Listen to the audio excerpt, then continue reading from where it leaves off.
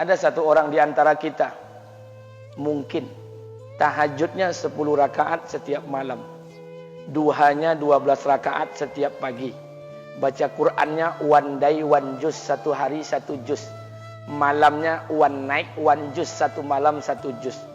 Satu keluarga di antara kita nih puasanya luar biasa Senin Kamis. Satu keluarga berpuasa Senin Kamis. Tak cukup puasa Senin Kamis, dia puasa Nabi Daud. Sehari puasa, sehari tidak, sehari puasa, sehari tidak. Tak cukup dia puasa Nabi Daud, dia puasa-puasa sunnah lainnya. Istrinya nutup aurat dengan sempurna. Pakai nikob, pakai cadar, pakai purda, pakai manset, pakai kos kaki. Suaminya 5 waktu ke masjid tak tertinggal takbiratul ula. Anak-anaknya di pondok pesantren hafiz dan hafizah. Tiap pagi berinfak, tak pernah menggunjing orang. Quran terjaga, aurat terjaga, tahajud terjaga, 5 waktu terjaga, duha terjaga, Quran terjaga, puasa terjaga. Sempurna satu keluarga nih, amalnya. Tapi sudah 8 tahun dia tak tengok ayah ibunya. Sudah bertahun-tahun dia tak nyapa kedua orang tuanya. Sudah bertahun-tahun dia tak berhubungan baik dengan ayah ibunya. Sudah berminggu-minggu dia berkelahi dengan ayah ibunya. Sudah berhari-hari dia bermusuhan dengan kedua orang tuanya. Maka anak seperti ini, seluruh amal yang mereka kerjakan tertolak di sisi Allah Subhanahu wa taala, tidak akan diterima Allah. Sebaliknya, kalau ada di antara kita hari ini yang pandai melayani ayah ibunya, tidak ada uang ayah ibu dia kasih uang, tak ada rumah ayah ibu dia buatkan rumah, sakit ayah ibu dia bawa ke rumah sakit, dirawat ayah ibunya dia jaga, kotoran ayah ibunya dia bersihkan pakai tangannya sendiri. Ada di antara kita hari ini yang membersihkan kotoran ayah ibunya lebih dia nikmati daripada makanan yang ia sukai. Begitu luar biasanya dia melayani ayah ibunya. Tapi dia tinggalkan solat, dia injak-injak perintah Allah, dia tinggalkan perintah Allah dengan mutlak. Maka kebaikan satu orang anak ini kepada ayah ibunya seluruhnya tidak diterima Allah Subhanahu wa taala.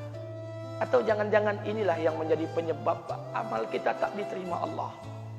Atau jangan-jangan inilah yang menjadi penyebab amal kita tertolak di sisi Allah. Kita solat juga, kita sujud juga, kita puasa juga, kita ngaji juga, kita dengarkan ceramah juga. Maka oleh karena itu, Pak, Bu, ayah kita tuh tinggal di kampung, ayah ibu tinggal di kampung sana. Terkadang ayah ibu kita tak sekolah, SD, SMP, SMA tak tamat. Dia sekolahkan kita SD, SMP, SMA, S1, S2, S3 dengan harapan hidup kita lebih baik daripada keadaan dia sekarang. Tapi apa yang membuat kita jarang untuk menjenguk mereka? Saya ingin sampaikan buat kita bersama. Ayah ibu kita tak tahu kita ni eselon 1, eselon 2, Pak. Ayah ibu kita tak tahu pangkat PNS kita 3A, 3B, 3C, 3D, 4A, 4B, 4C, 4D. Ayah ibu kita tak tahu kita ni public figure. Ayah ibu kita tak tahu dan tak mau tahu. Yang dia tahu kita ni anaknya. Ayah ibu kita tak tahu kita punya sawit berapa. Ayah ibu kita tak butuh mobil kita. Dia tak butuh rumah kita. Tapi yang dia butuhkan kita. Apa yang membuat kita jarang untuk menjenguk mereka? Tahun 2016 di Masjid Damai Langgeng, saya diundang ceramah di sana. Habis pulang ceramah, saya baca WA SMS. Ada seorang ustadz Pekanbaru kirimkan WA dengan saya. Saya baca 2 kali, air mata saya menetes. Kenapa? Karena WA itu berisi cerita satu orang ibu sedang menelpon anaknya. Ibunya nelpon anaknya. Assalamualaikum nak. Waalaikumsalam kata anaknya. Kata ibunya, nak, sudah 1 bulan kau tak tengok ibu. Apa yang membuat engkau berhalangan nak? Apakah kau sibuk dengan pekerjaanmu? Minggu yang kedua ibunya telpon lagi. Assalamualaikum nak. Kata anaknya, waalaikumsalam. Kata ibunya, nak, ibu dapat kabar apa engkau baru beli mobil baru. Apa betul nak? Kata anaknya, betul bu. Kata ibunya, alhamdulillah nak, ibu bangga. Kau pandai menyenangkan hati anak istrimu. Minggu yang ketiga ibunya telpon lagi. Assalamualaikum nak. Kata anaknya, waalaikumsalam. Kata ibunya, nak, ibu dapat kabar bahwa engkau baru beli rumah baru. Apa betul nak? Kata anaknya, betul bu. Kata ibunya, alhamdulillah nak, ibu senang kau bertanggung jawab dengan anak istrimu. Minggu yang keempat ibunya telpon lagi. Assalamualaikum nak. Waalaikumsalam. Kata ibunya, nak, tadi ibu pergi ke pasar, ibu jumpa temanmu di pasar. Kata temanmu di pasar, temanmu banyak bercerita tentang kamu. Kata temanmu tadi, kamu baru beli anak anjing seharga 40 juta dari negeri Belanda. Apa betul nak? Kata anaknya, betul. Kata ibunya, nak, dengarkan pesan ibu untuk terakhir kalinya. Apa pesan ibunya? Wahai anakku, engkau pelihara 1 ekor anjing. Kau siapkan harga anjing 40 juta. Kau siapkan rumah untuk anjingmu depan rumahmu. Kau jaga anjingmu pagi, siang, dan sore. Kau mandikan anjingmu pagi, siang, dan sore. Kau kasih makan anjingmu pagi, siang, dan sore. Demi Allah nak, dengarkan pesan ibu untuk terakhir kalinya. Apa kata ibunya? Demi Allah nak, demi Allah. Kalau seandainya Allah menciptakan ibu, kalau seandainya Allah menciptakan ibu untuk yang kedua kali di muka bumi ini nak, demi Allah, ibu tak ingin terlahir sebagai manusia. Ibu ingin lahir sebagai seekor anjing, biar berada depan rumahmu dan melihat wajahmu setiap hari. Ibu kita tak butuh harta kita, Pak. Dia tak butuh uang kita, dia butuh kita. Apa yang membuat kita jarang untuk menjenguk mereka? Pantas hidup kita tidak berkah. Pantas rumah tangga kita tidak sakinah. Karena hubungan dengan ayah ibu kita rusak selama ini. Masih ada kesempatan, masih. Yang jauh telepon, yang dekat kunjungi mereka. Demi Allah, kita butuh keberkahan doa mereka. Yang sudah meninggal, ziarahi kuburnya dan doakan mereka.